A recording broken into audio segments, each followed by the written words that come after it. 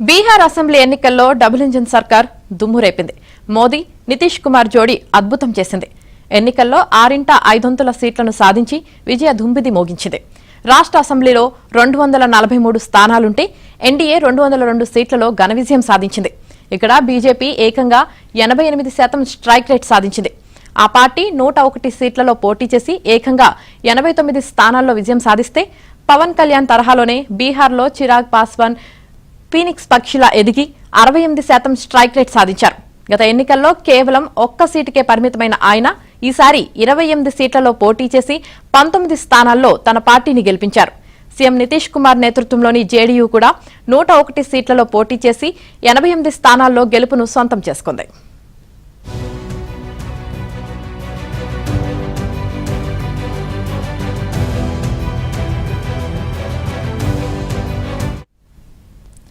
ప్రధాని మోదీ చరిష్మా, నితీష్ కుమార్ కు ఉన్న పేరు, కేంద్రంలో రాష్ట్రంలో ఎన్డీఏ డబుల్ ఇంజిన్ సర్కార్తో అభివృద్ధి అనే నినాదాలు కూటమికి ఘన విజయం కట్టబెట్టాయి. బీహార్లో కాంగ్రెస్ ఆర్జేడీ కూటమి తుడిచిపెట్టుకుపోయింది. గత అసెంబ్లీ ఎన్నికల్లో 110 సీట్లు సాధించిన ఆ కూటమి ఈసారి అందులో 3వ వంతుకే పరిమితమైంది. జనసురాజ్ పేరిట పార్టీ పెట్టి పాదయాత్ర చేసి ఎన్నికల బరిలోకి దిగిన ఆయనను బీహారీలు ఏమాత్రం పట్టించుకోలేదు. ఆయన పార్టీ అభ్యర్థులు సోదిలో కూడా లేకపోవడమే ఇందుకు నిదర్శనం. వెర్సి అసెంబ్లీ ఎన్నికల్లో బీహారీలు ఎన్డీఏకు పట్టం కట్టారు. తేజస్వి ఇచ్చిన అలవిమాలిన హామీల కంటే నితీష్ కుమార్ సుపరిపాలనకే ఓటేశారు. నిజానికి కాంగ్రెస్ ఆర్జేడీ నేతృత్వంలోని మహాగఠ్ బంధన్ కూటమి ప్రధానంగా ముస్లిం యాదవ్ ఓటు బ్యాంకును నమ్ముకుంది. వారి మద్దతుతో ఎన్నికలకు గట్టెక్కించవచ్చని భావించింది.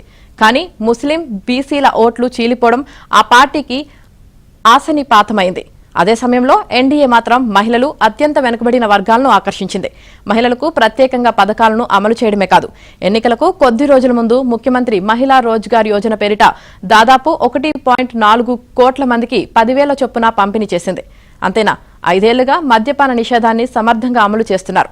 దాంతో పోలింగ్ రోజు ఓటు వేయడానికి మహిళలు పోటెత్తారు.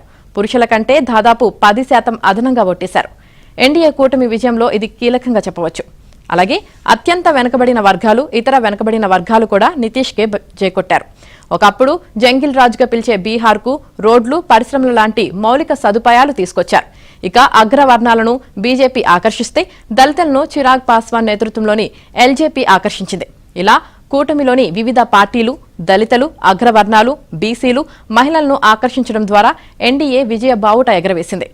ఎన్డీఏ ఇప్పటికే హర్యానా, మహారాష్ట్ర, ఢిల్లీలో ఘన విజయాలు నమోదు చేసింది. ఇప్పుడు బీహార్లో గెలిచి బెంగాల్లో దిశగా పయనిస్తోంది.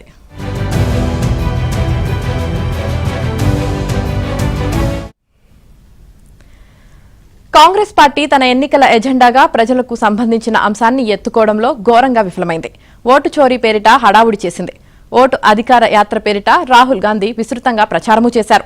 రిజర్వేషన్లకు 50% పరిమితిని ఎత్తేస్తామని హామీ ఇచ్చారు. కానీ ఆ పార్టీని ప్రజలు అస్సలు పట్టించుకోలేదు. బీహార్ అసెంబ్లీ ఎన్నికల్లో కాంగ్రెస్ పార్టీ సింగిల్ డిజిట్కే పరిమితమైంది. సర్ ప్రభావిత నియోజకవర్గాల్లోనూ ఎన్డీఏనే విజయం సాధించడం ఇక్కడ విశేషం. ఇక తేజస్వి అధికారంలోకి వస్తే మళ్లీ జంగిల్ రాజు వస్తుందని ప్రజలు భయపడ్డారు. ఆ భయం ఓట్ల రూపంలో సుస్పష్టంగా కనిపించేది. 34 సీట్లకే పరిమితమైన మహాగఠ్ బంధన్ కూటమిలో జేడీయూ 25, కాంగ్రెస్ 6, సిపిఐ-ఎంఎల్ 2, సిపిఐ 1 స్థానంలో మాత్రమే గెలిచాయి. ఇక ఏ కూటమిలోనూ లేని ఎంఐఎం 5 సీట్లు, బీఎస్పీ, ఐఐపీ ఒక్కో సీటు సాధించాయి.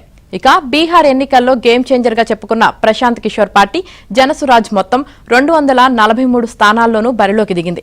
కనీసం ఒక్క సీటు కూడా గెలుచుకోలేకపోయింది. గెలవడం మాట అటుంచితే ఎన్నికల్లో ఆ పార్టీ అసలు ప్రభావమే చూపించలేకపోయింది. మాకు వస్తే 10 లోపు సీట్లు వస్తాయి, లేకపోతే 150 పైన వస్తాయని ప్రశాంత్ కిషోర్ ఎన్నికల ముందు చెప్పారు. కానీ అరంగేట్రంతోనే ప్రజలు డకౌట్ చేసి పంపించారు. ఇక గత అసెంబ్లీ ఎన్నికల్లో 5 సీట్లను గెలిచిన మజ్లిస్ ఈ ఎన్నికల్లోనూ వాటిని నిలబెట్టుకుంది. ఏ కూటమిలోనూ చేరకుండా విడిగా 29 సీట్లలో పోటీ చేసిన ఎంఐఎం ముస్లింల ప్రాబల్యం ఎక్కువగా ఉన్న సీమాంచల్లో ప్రభావం చూపించింది.